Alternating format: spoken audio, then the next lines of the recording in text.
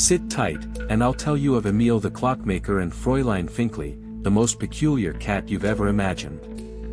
Once upon a time, in a town where every house had a cuckoo clock and every wrist bore a fine timepiece, lived Emil, the best clockmaker in all of Switzerland. His hands were steady, his eyes sharp, and his heart full of patience.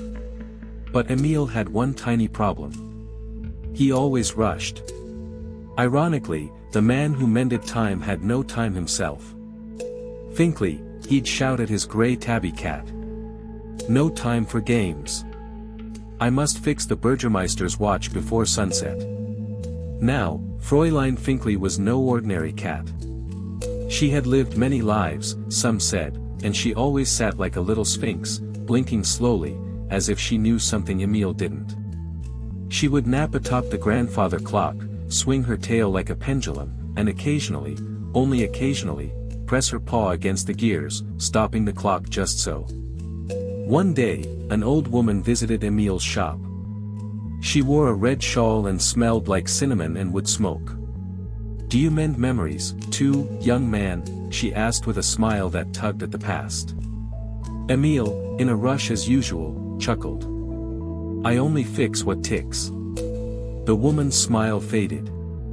She reached into her pocket and placed an odd timepiece on the counter. It had no hands, no ticking, just a tiny mirror where the face should be.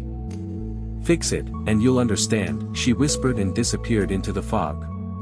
Puzzled but intrigued, Emil worked on the strange clock all night. Finkli watched. No gears to adjust, no springs to wind. Only the mirror, reflecting his hurried eyes. He sighed. What a waste of time. Just then, Finkli leapt down and gently tapped the mirror with her paw. The mirror shimmered, and showed Emil not as he was, but as he used to be, a young boy, laughing, chasing snowflakes with his grandfather. The old man, smiling, held a broken watch and said, "Some things don't need to be fixed. They just need to be remembered."